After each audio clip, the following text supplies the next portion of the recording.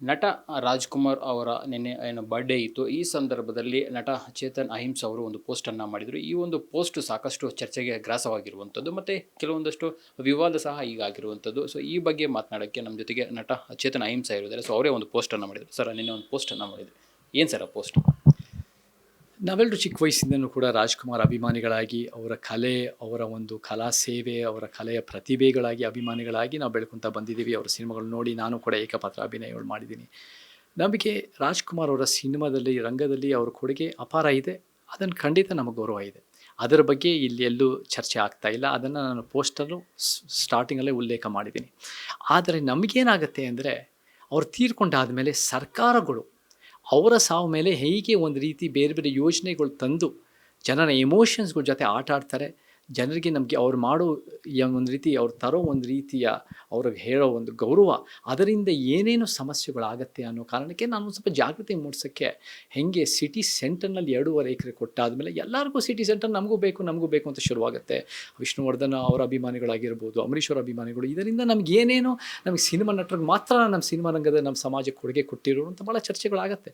ನಾವೆಲ್ಲ ಶತಮಾನದ ಕವಿ ಕುವೆಂಪುರ ಅನುಯಾಯಿಗಳು, ಅವ್ರಿಗೆ ಯಾವ ಲ್ಯಾಂಡ್ ಗ್ರ್ಯಾಂಟ್ ಕೊಟ್ಟಿಲ್ಲ. ನಮ್ಮ professor B Krishnappa, M D Nanjundaswamy ಅವರು, ನಮಗೆ ಭಾಳ ಜನ ನಮಗೆ ಎಕ್ಸ್ಟ್ರಾರ್ಡಿನರಿ, ಲಂಕೇಶ್, ತೇಜಸ್ವಿ, ಇವರೆಲ್ಲ ಎಷ್ಟೋ ಅದ್ಭುತ, ಸಿದ್ಧಲಿಂಗಯ್ಯನವರು ಭಾಳ ಒಳ್ಳೆ ಕೊಡುಗೆ ಕೊಟ್ಟಿದ್ದಾರೆ. ಅವ್ರು ಯಾರಿಗೂ ಕೂಡ ನಾವು ಲ್ಯಾಂಡ್ ಗ್ರ್ಯಾಂಟ್ ಕೊಟ್ಟಿಲ್ಲ, ಸಿನಿಮಾ ರಂಗದಲ್ಲೂ ಕೊಟ್ಟಿಲ್ಲ. ದಿಸ್ ಈಸ್ ಏನಾಗುತ್ತೆ ಅಂದರೆ, ದಿಸ್ ಈಸ್ ಒನ್ ಡೈಮೆನ್ಷನಾಗಿ ಕೊಟ್ಟರೆ, ಸೆಲೆಕ್ಟಿವ್ ಆಗಿ ಕೊಟ್ಟರೆ ಅದರದ್ದೇ ಆದ ಬೇರೆ ಬೇರೆ ಪರಿಣಾಮಗಳಾಗತ್ತೆ.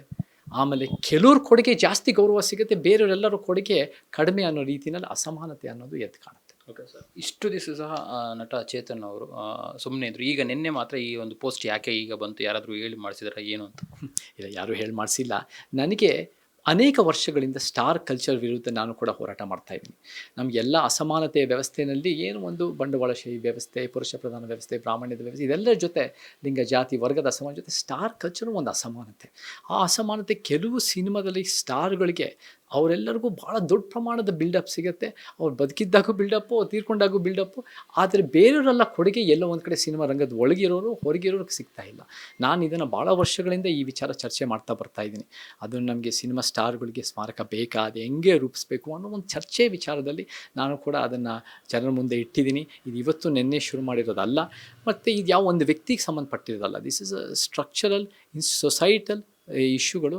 ನಾವು ಯಾರ ಭಾವನೆಗಳಿಗೆ ಧಕ್ಕೆ ಬರೋಂಗೆ, ಭಾವನೆಗಳು ನೋವುಂಟಾಗೋಕ್ಕೆ, ಯಾರ ವ್ಯಕ್ತಿಗಳು ಅವಮಾನ ಮಾಡೋದು ನಮ್ಮ ಉದ್ದೇಶ ಅಲ್ಲ. ಸರ್ಕಾರದ ಯೋಜನೆಗಳು, ನೀವು ರಾಮರಾಜ್ಯ ಕಟ್ತೀರಾ ಅಂದರೆ ನೀವು ಎಷ್ಟು ತಿಳುವಳಿಕೆಯಿಂದ ಮಾಡಿದ್ದೀರಾ, ಎಷ್ಟು ಒಂದು ಆಲೋಚನೆ ಕ್ರಮವಾಗಿ ನಿಮ್ಮ ಯೋಜನೆಗಳು ಬಂದಿದೆ, ಅದರಿಂದ ಏನೇನು ಸಮಸ್ಯೆಗಳು ಮುಂದೆ ಆಗಿದೆ ಅಂತ ಜನರಿಗೆ ಜಾಗೃತಿ ಮೂಡಿಸೋದು ನಮ್ಮ ಉದ್ದೇಶ. ಯಾಕಂದರೆ ಸರ್ಕಾರ ಏನಿರಬೇಕು ಅಂದರೆ ಇರೋ ಸಮಸ್ಯೆಗಳನ್ನ ಬಗೆಹರಿಸೋದು ಸರ್ಕಾರದ ಉದ್ದೇಶ ಹೊರತು ಹೊಸ ಸಮಸ್ಯೆಗಳು ಹುಟ್ಟಾಕೋದು ಅವರ ಯೋಜನೆಯ ವೈಫಲ್ಯದಿಂದ ಅನ್ನೋದು ಆಗಬಾರ್ದು. ಕರ್ನಾಟಕದಲ್ಲಿ ಎಲ್ಲರಿಗೂ ನಮ್ಮ ರಾಜ್ಯದಲ್ಲಿ ಕೊಡುಗೆ ಕೊಟ್ಟಿರೋಲ್ಲ 2.5 ಎಕರೆ ನಾವು ಕೊಟ್ಟರೆ ನಾವು ಒಂದು ಸಾಧ್ಯ ಇಲ್ಲ. ನಮಗೆ ಬೆಂಗಳೂರು ಸಿಟಿನಲ್ಲಿ ಆಗಲೇ ಒಂದು ಓವರ್ ಕಂಜೆಷನ್, ಅದು ಸರ್ಕಾರದ ಯೋಜನೆ ನೀತಿಗಳಿಂದ ಆಗಿರೋದು. You must have visionary forward thinking ಹೊರತು ನೀವು ಒಂಥರ ಶಾರ್ಟ್ ಟರ್ಮ್ ಬೆನಿಫಿಟ್ಸಿಂದ ನೋಡೋದು, ಅದು ಅದರದ್ದೇ ಆದ ಪರಿಣಾಮಗಳಿರುತ್ತೆ ಅಂತ ನನ್ನ ವಾದ. ಸರ್, ಈಗ ಏನು ನಟ ರಾಜ್‌ಕುಮಾರ್ ಸಾಕಷ್ಟು ಕನ್ನಡಕ್ಕೆ ಮತ್ತು ಚಿತ್ರರಂಗ ಆಗಿರ್ಬೋದು ಬೇರೆ ಬೇರೆ ಕೊಡುಗೆಗಳೆಲ್ಲ ಕೊಟ್ಟಿರುವಂಥ, ಯುದ್ಧದ ಸಂದರ್ಭದಲ್ಲಿ ಪರಿಹಾರ ಮತ್ತು ಅವ್ರಿಗೂ ಸಹ ರಸಮಂಜರಿ ಕಾರ್ಯಕ್ರಮಗಳಂತೆಲ್ಲ ಆಯೋಜನೆ ಮಾಡಿರ್ತಾರೆ. ಅಂಥವ್ರಿಗೆ ಕೊಟ್ಟಂಥ ಸಂದರ್ಭದಲ್ಲಿ ಅವರು ಸಹ ಒಂದು ಸೇವೆ ಸಲ್ಲಿಸ್ತಾರೆ ಅಂತ ಅವ್ರ ಅಭಿಮಾನಿಗಳು ಹೇಳ್ತಾರೆ. ಈ ಸಂದರ್ಭದಲ್ಲಿ ನಟ ಚೇತನ್ ಅವರು ಯಾಕೆ ಈ ರೀತಿ ಪ್ರಶ್ನೆಯನ್ನು ಮಾಡ್ತಾರೆ? ಯಾಕಂದರೆ ರಾಜ್‌ಕುಮಾರ್ ಅವರ ಸೇವೆ ಎಲ್ಲರೂ ಸಹ ಸ್ಮರಣೆ ಮಾಡುವಂಥದ್ದು. ಅವ್ರು ಕೊಟ್ಟರೆ ಸರ್ಕಾರದಿಂದ ಕೊಟ್ಟಿರುವಂಥ ಅವ್ರಿಗೆ ಏನು ಸಮಸ್ಯೆ ಅಂತ ಕೇಳ್ತಾರೆ. ನಮಗೆ ರಾಜ್‌ಕುಮಾರ್ ಅವರು ಭಾಳ ಕೊಡುಗೆ ಕೊಟ್ಟಿದ್ದಾರೆ ಸಿನಿಮಾ ರಂಗದಲ್ಲಿ. ಬಟ್ ರಾಜ್‌ಕುಮಾರ್ ಅವರು ಒಬ್ಬರೇ ಅಲ್ಲ ಕರ್ನಾಟಕಕ್ಕೆ 20ನೇ ಶತಮಾನದ ಕೊಡುಗೆ ಕೊಟ್ಟಿರೋದು. ಸಿನಿಮಾ ರಂಗದಲ್ಲಿ ನಿರ್ದೇಶಕ, ನಿರ್ಮಾಪಕರು, ನಟ ನಟಿಯರು, ಭಾಳ ಜನ ಬರಹಗಾರರು ಕೊಟ್ಟಿದ್ದಾರೆ. ಮತ್ತು ಅದ್ರ ಜೊತೆ ನಮಗೆ ಅಪಾರ ಸಾಹಿತ್ಯ ರಂಗ, ಮಾಧ್ಯಮದ ರಂಗ, ಚಳುವಳಿ ಹೋರಾಟದ ರಂಗ ಕರ್ನಾಟಕದಲ್ಲಿ ಭಾಳ ಜನ ಕೊಡುಗೆ ಕೊಟ್ಟಿದ್ದಾರೆ. ನಾವು ಯಾರಿಗೂ ಕೂಡ ಲ್ಯಾಂಡ್ ಗ್ರ್ಯಾಂಟ್ ಕೊಡದೆ ಇಲ್ಲಿ ಒಂದೇ ಲ್ಯಾಂಡ್ ಗ್ರ್ಯಾಂಟನ್ನು ಶುರು ಮಾಡಿದ ತಕ್ಷಣ ಸಿಟಿ ಸೆಂಟರ್ನಲ್ಲಿ ಅದರದ್ದೇ ಆದ ಬೇರೆ ಬೇರೆ ಆಕ್ರೋಶಗಳು, ವಿರೋಧಗಳು, ಪ್ರತಿರೋಧಗಳು ಈ ರೀತಿ ಶುರುವಾಗುತ್ತೆ. ಸೊ ಯು ಮಸ್ಟ್ ಬಿ ಒಂದು ನಾನು ಇದು ರಾಜ್‌ಕುಮಾರ ಕೊಡುಗೆ ಅಳಗಳಿತಾ ಇಲ್ಲ, ನಾನು ಕರ್ನಾಟಕದಲ್ಲಿ ಕೊಡುಗೆ ಕೊಟ್ಟಿರೋರನ್ನ ಯಾರ್ಯಾರು ಇದ್ದಾರೆ ಅಂತ ಗುರುತಿಸ್ತಾ ಇದ್ದೀನಿ. ಸಿನಿಮಾ ರಂಗದಲ್ಲಿ ಹೊರಗೆ ಇದೆ ಅವರೆಲ್ಲರಿಗೂ ಕೂಡ ನಾವು ನ್ಯಾಯ ಒದಗಿಸ್ಬೇಕು ಅಂದರೆ ನಾವು ಸೆಲೆಕ್ಟಿವ್ ಆಗಿರೋಕ್ಕಾಗಲ್ಲ. ನಾನು ಕೂಡ ಕುಪ್ಪಳ್ಳಿಗೆ ಹೋಗಿದ್ದೀನಿ, ಅಲ್ಲೂ ಕೂಡ ನಮಗೆ ತೀರ್ಥಹಳ್ಳಿ ಹತ್ತಿರ ನಮ್ಮ ವಿಶ್ವಮಾನವ ಸಂದೇಶ ಸಾಗರ ಕುವೆಂಪುರು ಭಾಳ ಅದ್ಭುತವಾಗಿ ಮಾಡಿದ್ದಾರೆ. ಅದೇ ರೀತಿ ಗಾಜನೂರಲ್ಲೂ ಮಾಡಿ ಅದೇ ರೀತಿ ಒಂದು ರೀತಿ ಮಾಡಿದ್ದಿದ್ದರೆ, ಒಂದು ರೀತಿ ರಾಜ್‌ಕುಮಾರ್ ಅವ್ರಿಗೆ ಅವರು ಹುಟ್ಟು ಬೆಳೆದಿರೋ ಮನೆ ನಾನು ನೋಡಿದ್ದೀನಿ, ಅಲ್ಲೂ ಕೂಡ ಒಂದು ಗೌರವ ಸಲ್ಲಿಸೋಕೆ ಒಂದು ಜಾಗ ಆಗಿರ್ಬೋದು, ಅಥವಾ ಇಡೀ ಸಿನಿಮಾ ರಂಗಕ್ಕೆ ಸಲ್ಲಿಸೋ ಒಂದು ರೀತಿಯ ಒಂದು ಗೌರವ ಕೊಡೋ ಒಂದು ರೀತಿ ಸ್ಮಾರಕ ಥರ ಮಾಡಿ, ಅಥವಾ ಏನೋ ಒಂದು ಇನ್ಕ್ಲೂಸಿವ್ ರೀತಿ ಮಾಡಬೇಕು ಹೊರತು ಒಂದು ವ್ಯಕ್ತಿಗೆ ಅವ್ರ ಕೊಡುಗೆ ಮಾತ್ರ ಶ್ರೇಷ್ಠ, ಬೇರೆಯವ್ರದ್ದೆಲ್ಲ ಒಂದು ರೀತಿ ಶ್ರೇಷ್ಠ ಅಲ್ಲವೇ ಇಲ್ಲ ಅಥವಾ ಕೊಡುಗೆ ಇಲ್ಲವೇ ಇಲ್ಲ ಅಂತ ನೋಡೋದು ಅದು ಸರ್ಕಾರದ ಒಂದು ವೈಫಲ್ಯ ಮತ್ತು ಒಂದು ತಿಳುವಳಿಕೆ ಇದರ ಹೆಜ್ಜೆ ಅಂತ ಹೇಳಿದ್ರೆ ಸುಳ್ಳಿಲ್ಲ. ಸರ್, ನಿಮ್ಮ ಒಂದು ಪೋಸ್ಟ್ ಅನ್ನು ಖಂಡಿಸಿ ಕೆಲವೊಂದು ಸಂಘಟನೆಗಳು ದೂರನ್ನ ಕೊಟ್ಟಿದ್ದಾರೆ, ಮತ್ತೆ ಕನ್ನಡ ಚಿತ್ರರಂಗದ ಕೆಲವೊಂದು ನಟ ನಟಿಯರು ಸಹ ಅದಕ್ಕೆ ವಿರೋಧವನ್ನು ವ್ಯಕ್ತಪಡಿಸ್ತಾರೆ. ಈ ಬಗ್ಗೆ ಏನು ಹೇಳ್ತೀರಾ ಸರ್? ಇದು ನಿಮ್ಮ ಪೋಸ್ಟನ್ನು ಏನಾದರೂ ಡಿಲೀಟ್ ಮಾಡ್ತೀರಾ ಅಥವಾ ಏನಾದರೂ ವಾಪಸ್ಸು ಕ್ಷಮಾಪಣೆ ಏನಾದರೂ ಕೇಳ್ತೀರಾ? ಇದು ಒಂದು ಜಾಗೃತಿ ಮೂಡಿಸೋ ನನ್ನ ಉದ್ದೇಶ. ಪ್ರತಿಯೊಬ್ಬರಿಗೂ ಅವ್ರವ್ರ ಅಭಿಪ್ರಾಯ ವ್ಯಕ್ತಪಡಿಸೋದು ಅವ್ರ ಸ್ವಾತಂತ್ರ್ಯ ಇದೆ. ಅವರ ಅಭಿಪ್ರಾಯ ಅದು ತಿಳುವಳಿಕೆಯ ಅಭಿಪ್ರಾಯ ವ್ಯಕ್ತಪಡಿಸಿದಷ್ಟು ಸಮಾಜಕ್ಕೆ ಒಳ್ಳೆಯದು. ಅವರಿಂದ ಏನಾದ್ರು ಕಲಿತೀನಿ ಅಂದರೆ ನನಗೂ ಇನ್ನೂ ಸಂತೋಷ ಆಗುತ್ತೆ. ಪ್ರತಿಯೊಬ್ಬರಿಂದ ಕಲಿಯೋದು ಬೇಕಾದಷ್ಟು ಇರುತ್ತೆ. ಸೊ ಅವ್ರಿಗೆ ಅಭಿವ್ಯಕ್ತಿ ಸ್ವಾತಂತ್ರ್ಯ ಇದೆ. ಅವರ ಆಲೋಚನೆಗಳು ಪ್ರತಿಯೊಬ್ಬರು ಕೂಡ ಅವ್ರ ರೀತಿಯ ಸಮಾಜಕ್ಕೆ ಕೊಡುಗೆ ಕೊಡೋರು ಆಗ್ಬೋದು. ಸಿನಿಮಾ ರಂಗದ ಒಳಗಡೆ ಅದು ರಾಜ್ಕುಮಾರ್ ಅವರು, ಒಂದು ಸಿದ್ಧಲಿಂಗಯ್ಯನವ್ರು ಆಗ್ಬೋದು, ಒಂದು ನಿರ್ಮಾಪಕರಾದ ಬರಹಗಾರರಾಗ್ಬೋದು, ಮತ್ತು ಸಿನಿಮಾ ಹೊರಗಡೆ ಕೂಡ ಅವರ ರೀತಿಯಲ್ಲೂ ಯಾರ್ಯಾರು ನಮಗೆ ಭಾಳ ನಿಸ್ವಾರ್ಥವಾದ ಸೇವೆ ಕೊಟ್ಟಿರೋ ಅವ್ರನ್ನ ಅನುಸರಿಸೋಂಗೆ ನಮ್ಮ ಒಂದು ಉದ್ದೇಶ ಇರಬೇಕು ಹೊರತು ರಾಜ್ಕುಮಾರ್ ಅವ್ರು ಬದುಕಿರೋ ಸಂದರ್ಭದಲ್ಲಿ ಅವ್ರಿಗೇನಾದ್ರು 2.5 ಎಕರೆ ನಿಮಗೆ ಸ್ಮಾರಕ ಮಾಡ್ತೀವಿ ಅಂದಿದ್ರೆ ಅವರೇ ನನಗೆ ಬೇಡ ಅಂತ ಹೇಳಿರೋ ಮನುಷ್ಯ ಅವರು. ಸೊ ನಮಗೆ ಈ ರೀತಿ ಸ್ಟ್ಯಾಚ್ಯೂಗಳು, ಸ್ಮಾರಕಗಳು ಮೀರಿ ನಾವೇನು ಮಾಡಬೇಕು ಅಂದರೆ ಅವರ ವಿಚಾರಗಳನ್ನ, ಅವರ ಕೊಡುಗೆನ ಅನುಸರಿಸಿ ನಾವು ಮುಂದುವರಿಸ್ಬೇಕು. ಅದು ಪ್ರಜಾಪ್ರಭುತ್ವ. ಸೊ ನಮಗೆ ಜನ ಅವ್ರ ರೀತಿಯಲ್ಲಿ ಅಭಿಪ್ರಾಯ ವ್ಯಕ್ತಪಡಿಸೋದು ಒಳ್ಳೆಯದೇ.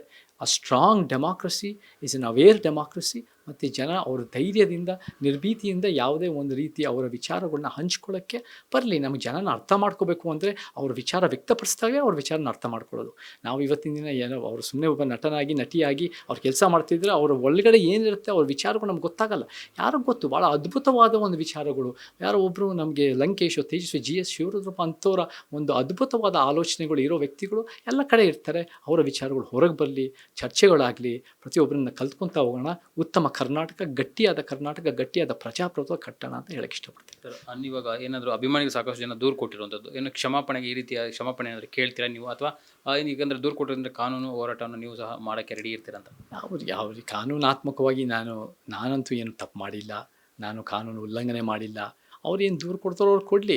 ಅದು ಯಾವ ಸೆಕ್ಷನ್ಸ್ ಮೇಲೆ ಅಂತ ನನಗೆ ಗೊತ್ತಿಲ್ಲ. ಅವ್ರು ಅದಕ್ಕಿಂತ ಹೆಚ್ಚಾಗಿ ನಾವೊಂದು ಚರ್ಚೆ ಮಾಡ್ಬೋದು. ವಿಚಾರನ ನಮ್ಮ ಕರ್ನಾಟಕನ ನಾವೆಲ್ಲರೂ ಜೊತೆಗೆ ಸೇರಿ ಮುಂದೆ ತೊಗೊಂಡೋಗ್ಬೇಕು. ಯಾಕಂದರೆ ನಮಗೆ ಎಲ್ಲ ಜಾತಿಯವರು ಬೇಕು, ಎಲ್ಲ ಧರ್ಮದವರು ಬೇಕು, ಎಲ್ಲ ಲಿಂಗದವರು, ಮಾತೃಭಾಷೆದವರು ಬೇಕು. ಎಲ್ಲ ನಟರ ಅಭಿಮಾನಿಗಳು ಕೂಡ ನಮ್ಮ ಜೊತೆ ಸೇರಲಿ. ನಾವೆಲ್ಲ ಜೊತೆಗೆ ಸೇರಿ ಒಂದು ಸಮಾಜ ನಿರ್ಮಾಣ ಮಾಡೋಣ, ಸಂವಿಧಾನ ಸಮಾಜ ನಿರ್ಮಾಣ ಮಾಡೋಣ, ಉತ್ತಮ ಚಿತ್ರರಂಗ, ಏನು ರಾಜ್ಕುಮಾರ್ ಅವರು ಕಂಡ ಕನಸಿನ ಚಿತ್ರರಂಗ ನಾವು ಕಟ್ಟೋಣ. ಸಮಾಜನೂ ಕೂಡ ಕುವೆಂಪು ಅವರು, ನಮ್ಮ ಅನೇಕರು ಕೊಟ್ಟಿರೋ ಕೊಡುಗೆನ ಮುಂದುವರ್ಸೋಣ ಅಂತ ಹೇಳಕ್ಕೆ ಇಷ್ಟಪಡ್ತೀನಿ ಹೊರತು ನಾವು ಯಾರು ಬಾಯಿ ಮುಚ್ಚಿಸಲ್ಲ. ಯಾರಿಗಾದರೂ ನಮಗೆ ಅವರು ದೂರು ಕೊಟ್ಟಿದ್ದರೆ ಅದು ಕಾನೂನಾತ್ಮಕವಾಗಿ ಹೆಂಗೆ ಫೈಟ್ ಮಾಡಬೇಕು ಅದನ್ನು ಮುಂದುವರ್ಸೋಣ. ಬಟ್ ನನಗೆ ಅದಕ್ಕಿಂತ ಹೆಚ್ಚಾಗಿ, ದೂರಕ್ಕಿಂತ ಹೆಚ್ಚಾಗಿ ನೀವು ಬಂದು ನಮ್ಮ ಜೊತೆ ಚರ್ಚೆ ಮಾಡಿ ನಾವೆಲ್ಲ ಜೊತೆಗೆ ಸೇರಿ ಇದನ್ನು ಒಂದು ಉತ್ತಮ ಚಿತ್ರರಂಗ, ಉತ್ತಮ ಸಮಾಜ ಕಟ್ಬೋದು ಅಂದರೆ ಅದಕ್ಕಿಂತ ಒಳ್ಳೇದು ಯಾವುದೂ ಇಲ್ಲ. ಸರ್, ಇನ್ನೊಂದು ವಿಚಾರ ಅಂದರೆ ಈಗ ಏನು ನೀವು ಪೋಸ್ಟ್ ಮಾಡಿರೋದ್ರಿಂದ ಸಾಕಷ್ಟು ಜನರ ವಿರೋಧ ವ್ಯಕ್ತಪಡಿಸ್ತಾರೆ. ಯಾರಾದರೂ ನಿಮಗೆ ಮಾತನಾಡಿದರೆ ಈ ರೀತಿ ಪೋಸ್ಟ್ನ ಡಿಲೀಟ್ ಮಾಡಿ ಅಥವಾ ಕ್ಷಮಾಪಣೆ ಕೋರಿ ಅಂತ ಯಾರಾದರೂ ನಿಮ್ಗೆ ಕರೆ ಮಾಡಿರುವಂಥದ್ದು, ಮಾತನಾಡಿರುವಂಥದ್ದು ಏನಾದರೂ ಇದೆಯಾ ಅಂತ? ಇಲ್ಲ, ಆ ರೀತಿ ಯಾರು ಮಾತಾಡೋರು ಇಲ್ಲ, ಯಾರು ಹೇಳಿರೋರು ಇಲ್ಲ. ನನಗೆ ಬೆಳಗ್ಗೆಯಿಂದ ಮಾಧ್ಯಮದವರಿಂದನೇ ನನಗೆ ಈ ರೀತಿ ಮಾತಾಡೋಕ್ಕೆ ಅವ್ರು ಕೇಳ್ತಾ ಇದ್ದಾರೆ ಪ್ರಶ್ನೆಗಳು. ಮತ್ತು ದೂರ ಆಗಿದೆ ಅಂತ ಹೇಳ್ತಾ ಇದ್ದಾರೆ, ದೂರ ಕೊಟ್ಟಿದ್ದಾರೆ ಅಂತ ಹೇಳ್ತಾ ಇದ್ದಾರೆ. ಅದೇನಿದೆಯೋ ಅದು ಕಾನೂನಾತ್ಮಕ ಫೇಸ್ ಮಾಡೋಕ್ಕೆ ನಾವು ತಯಾರಿದ್ದೀವಿ. ಬಟ್ ಮುಖ್ಯವಾಗಿ ನಾವೊಂದು ಉತ್ತಮ ಸಮಾಜ ಕಟ್ಟೋದು ನಮ್ಮ ಉದ್ದೇಶ. ಸೊ ಆ ದಿಕ್ಕನ್ನು ನಾವು ಕೆಲಸ ಮಾಡ್ತಾ ಮುಂದುವರಿಸ್ತಿಲ್ಲ. ಈಗ ಯಾಕೆ ಪೋಸ್ಟನ್ನು ಮಾಡಿರುವಂಥದ್ದು? ಯಾಕಂದರೆ ನಿನ್ನೆ ಬರ್ಡೇ ಇತ್ತು, ರಾಜ್ಕುಮಾರ್ ಅವ್ರ ಬರ್ಡೇ ಇತ್ತು. ಆ ಒಂದು ಸಂದರ್ಭದಲ್ಲಿ ಪೋಸ್ಟ್ ಮಾಡಿರುವಂಥದ್ದು. ಯಾಕಂದರೆ ಸಾಕಷ್ಟು ವರ್ಷಗಳಿಂದ ಸುಮ್ಮನೆ ಇದ್ರಿ ಅಂತೇಳಿ ಸಹ ಅವಾಗಲೇ ಇದು ಮಾಡ್ತಾಯಿದ್ರು. ಸೊ ಈಗ ನಿನ್ನೆ ಪೋಸ್ಟ್ ಮಾಡಿರುವಂಥ ವಿಚಾರ ಏನಂತ ಸ್ಪಷ್ಟವಾಗಿ? ಇಲ್ಲ, ನಾನು ಸಾಕಷ್ಟು ವರ್ಷಗಳಿಂದ ಸುಮ್ಮನೆ ಇದ್ದಿಲ್ಲ. ನಾನು ಒಂದು ರೀತಿ ಸಿನಿಮಾ ಸ್ಟಾರ್ಗಳಿಗೆ ಸ್ಮಾರಕಕ್ಕೆ ಸಂಬಂಧಪಟ್ಟಂಗೆ 6-7 ಎಷ್ಟೋ ವರ್ಷಗಳಿಂದ ಈ ಚರ್ಚೆಯಲ್ಲಿ ನಾನು ಮಾತಾಡ್ತಾ ಇದ್ದೀನಿ.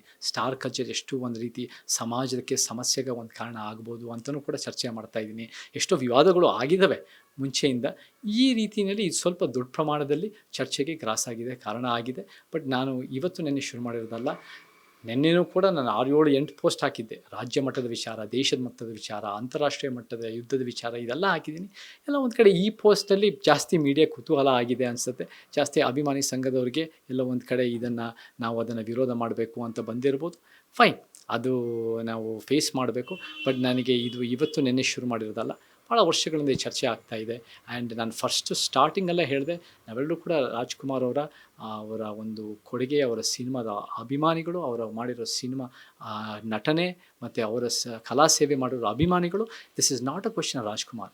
ಇದು ಸರ್ಕಾರದ ಯೋಜನೆಗಳು ಅವರ ಹೆಸರಿನಲ್ಲಿ ಎಷ್ಟು ಮಟ್ಟಿಗೆ ಕರೆಕ್ಟ್ ದಾರಿನಲ್ಲಿ ಹೋಗಿದೆ, ಅದು ಎಷ್ಟು ಮಟ್ಟಿಗೆ ನಮ್ಮ ರಾಜ್ಯಕ್ಕೆ ಯಾರ್ಯಾರು ಕೊಡುಗೆ ಕೊಟ್ಟಿದ್ದಾರೆ, ಸಿನಿಮಾ ಒಳಗಡೆ ಹೊರಗಡೆ ಅವರು ನ್ಯಾಯ ಒದಗಿಸಿದ್ದಾರೆ, ಅಥವಾ ಯಾವುದಾದ್ರು ಸಮಸ್ಯೆಗಳ ಕಾರಣ ಆಗಿದೆ, ಅದಕ್ಕೆ ಒಂದು ಚರ್ಚೆ ಮಾಡಬೇಕು ಅನ್ನೋದು ಒಂದು ಪೋಸ್ಟ್ ಮುಖಾಂತರ ಮಾಡಿದೆ. ಅದು ಸಾಕಷ್ಟು ವಿಚಾರ ಚರ್ಚೆ ಆಗ್ತಾ ಇದೆ. ಸರ್, ಅಂದರೆ ನಿಮ್ಮ ಪೋಸ್ಟ್ ಮಾಡಿರೋದು ಆಳುವಂತಹ ಸರ್ಕಾರಗಳ ವಿರುದ್ಧ ಪೋಸ್ಟ್ ಅಂತ ಅನ್ನೋದು ಮಾತನ್ನು ಹೇಳ್ತಾರೆ ಏನಂತ? ಹೌದು, ಆಳುವ ಸರ್ಕಾರಗಳು ಆವತ್ತಿನ ದಿನವೂ ಕೂಡ ಇವತ್ತಿನ ದಿನವೂ ಕೂಡ ಅವರು ಏನೇನು ಅವರ ತೀರ್ಮಾನಗಳು ಯಾಕೆ ಮಾಡ್ತಾರೆ, ಯಾವ ಹೆಜ್ಜೆ ತೊಗೊತಾರೆ. ಭೂಮಿ is a very big issue. Land is the major issue of the 21st century. ಈ ಲ್ಯಾಂಡ್ ಇಶ್ಯೂಗಳು ಯಾರ್ಯಾರು ಕೊಡ್ತಾರೆ? 300 ಎಕರೆ ಫಾಕ್ಸ್ಕಾನ್ ಕೊಡ್ತೀರಾ, ನಿಮ್ಗೆ ಲ್ಯಾಂಡು ಬೇರೆ ಬೇರೆ ಕಡೆ ನಿಮಗೆ ಮೈನಿಂಗ್ ಲಾಬೀಸ್ಗಳು ಕೊಡ್ತೀರಾ, ಮಧ್ಯ ಕರ್ನಾಟಕ, ಕಲ್ಯಾಣ ಕರ್ನಾಟಕದಲ್ಲಿ. ನೀವು ಬೆಂಗಳೂರಿನಲ್ಲಿ ಸಿಟಿ ಸೆಂಟರ್ನಲ್ಲಿ 2.5 ಎಕರೆ, ಆಮೇಲೆ ಮತ್ತೆ 1.25 ಎಕರೆ ನೀವು ಕೊಟ್ಟಷ್ಟು 4.5 ಎಕರೆ, ಅದರಿಂದ ಏನೇನು ಸಮಸ್ಯೆಗಳಾಗುತ್ತೆ, ಮುಂದಿನ ದಿನಗಳು ಏನೇನೋ ಕಾಸ್ ಆ್ಯಂಡ್ ಎಫೆಕ್ಟ್ಗಳಾಗುತ್ತೆ ಅಂತ ಚರ್ಚೆ ಆಗಬೇಕು ಹೊರತು, ದೀಸ್ ಆರ್ ಲಾರ್ಜರ್ ಇಶ್ಯೂಸ್ ಹೊರತು this is not a question. ರಾಜ್ಕುಮಾರ್ನ ಅಳಗಳೆಯೋದಲ್ಲ, ನಾವೆಲ್ಲ ರಾಜ್ಕುಮಾರ್ ಕಲೆ ಬಗ್ಗೆ ಅಭಿಮಾನಿಗಳೇ. ಆದರೆ ಸರ್ಕಾರಗಳ ಮುಂದಾಲೋಚನೆಯ ಕ್ರಮ ಎಷ್ಟು ಮಟ್ಟಿಗೆ ಇರುತ್ತೆ, ಎಷ್ಟು ಮಟ್ಟಿಗೆ ಇರಬೇಕು ಅನ್ನೋದು ದೊಡ್ಡ ಪ್ರಮಾಣದ ಚರ್ಚೆ ಆಗಬೇಕು. ಆ ಚರ್ಚೆ ಆಗೋದು ನನ್ನ ಉದ್ದೇಶ, ಸಮಾಜ ಕಟ್ಟೋದು ನಮ್ಮ ಉದ್ದೇಶ. ಕೊನೆಯದಾಗಿ ನಟ ವಿಷ್ಣುವರ್ಧನ್ ಅವ್ರಿಗೂ ಸಹ ಒಂದು ಕಂಠೀರವ ಸ್ಟುಡಿಯೋದಲ್ಲಿ ಆಗಬೇಕು ಅಂತಲೂ ಸಹ ಸುಮಾರು ಜನ ಅಭಿಮಾನಿಗಳು ಆಕ್ಷೇಪಣೆ ಅಂದರೆ ಆಸೆ ಇತ್ತು. ಆದರೆ ಕೊನೆಯದಾಗಿ ಮೈಸೂರಲ್ಲಾಯಿತು. ಅದ್ರ ಬಗ್ಗೆ ನೀವೇನು ಹೇಳ್ತಾರೆ? ಇದೇ ನಮಗೆ ಕಾಸ್ ಆ್ಯಂಡ್ ಎಫೆಕ್ಟ್ ಅಂತ ಹೇಳ್ತೀವಿ. Every action has an equal has reactions. ನಮಗೆ ಯಾವಾಗ 2006ರಲ್ಲಿ ರಾಜ್ಕುಮಾರ್ ಅವ್ರಿಗೆ ನಮಗೆ ಗಾಜನೂರಿನಲ್ಲಿ ಕೊಡೋದು ಅಲ್ಲದೆ, ಅಥವಾ ಎಲ್ಲೋ ಒಂದು ಕಡೆ ನಮಗೆ ಎಲ್ಲ ಸಿನಿಮಾ ಅದ್ರಲ್ಲಿ ಕೊಡುಗೆ ಕೊಟ್ಟಿರೋರಿಗೆ ಒಂದು ಸ್ಮಾರಕ ಮಾಡೋದಲ್ಲದೆ, ಒಂದು ವ್ಯಕ್ತಿಗೋಸ್ಕರ ನಾವು ಮಾಡಿದ ತಕ್ಷಣ ಬೇರೆಯವರು ಕೂಡ ಅದೇ ರೀತಿಯಲ್ಲಿ ನಮಗೂ ಬೇಕು ಅಂತ ಅವರ ಅಭಿಮಾನಿಗಳು, ಅವರ ಕುಟುಂಬದವರು ಕೂಡ ಶುರು ಮಾಡ್ತಾರೆ. ಅದು ಕೂಡ ನಮಗೆ ಚರ್ಚೆಗಳಾಗೋದು ಸಹಜ. ಆ ಚರ್ಚೆಗಳು ಆಗದಿರಂಗೆ ನಮ್ಮ ಮುಂಚೆ, ಅಥವಾ ಘರ್ಷಣೆಗಳು ಆಗದಿರಂಗೆ ಮುಂದೆ ನಮಗೆ ಮುಂದಾಲೋಚನೆ ಇರೋ ಸರ್ಕಾರಗಳು ನಮಗೆ ಬೇಕಾಗ್ತವೆ. ಅದನ್ನು ಒಳ್ಳೆ ಹೆಜ್ಜೆಯಿಂದ ಯೋಚನೆ ಮಾಡೋದು. ಇದು ಸರ್ಕಾರಕ್ಕೆ ಅವ್ರು ಯಾವ ತೊಗೊಂಡೋ ಹೆಜ್ಜೆಗೆ ಸಮಸ್ಯೆ ಹೊರತು ಇದು ಯಾವ ನಟರಿಗೋ, ಡಾಕ್ಟರ್ ರಾಜ್ಕುಮಾರ್ ಅವ್ರಿಗೋ, ವಿಷ್ಣುವರ್ಧನ್ಗೆ ಅವರ ಕೊಡುಗೆಯನ್ನು ಪ್ರಶ್ನೆ ಮಾಡೋದಲ್ಲ. ಸರ್ಕಾರದ ಯೋಜನೆ ಎಷ್ಟು ಮಟ್ಟಿಗೆ ತಿಳುವಳಿಕೆಯಿಂದ ಬಂದಿದೆ, ರಾಮರಾಜ್ಯ ಕಟ್ಟುತ್ತೀರಾ ಅಂದರೆ ನೀವು ಹಿಂದೆ ಏನೇನು ಮಾಡ್ಕೊಂಡು ಬಂದಿದ್ದೀರಾ ಅಂತ ಪ್ರಶ್ನೆ ಮಾಡೋದು ನಮ್ಮ ಉದ್ದೇಶ. Thank you. ಇದಿಷ್ಟು ಏನು ನಟ ಚೇತನ್ ಅಹಿಂಸೆಯವರ ಮಾತುಗಳು. ಅಂದರೆ ನನ್ನ ಒಂದು ಪೋಸ್ಟ್ ಇರುವಂಥದ್ದು, ನನ್ನ ಒಂದು ತಿಳುವಳಿಕೆ ಇರುವಂಥದ್ದು ಕೇವಲ ಒಂದು ಆಳುವ ಸರ್ಕಾರಗಳ ವಿರುದ್ಧ, ಅದನ್ನು ಬಿಟ್ಟು ನಾನು ರಾಜ್ಕುಮಾರ್ ವಿರುದ್ಧ ಅಲ್ಲ ಅನ್ನೋ ಮಾತನ್ನು ಹೇಳ್ತಾ ಇರುವಂಥದ್ದು. ಕ್ಯಾಮ್ರಾ ಪರ್ಸನ್ ನಿಶಾಂತ್ ಜೊತೆ ಅರುಣ್ ಕುಮಾರ್, ಅಶ್ವಯೋಗ ನ್ಯೂಸ್, ಬೆಂಗಳೂರು.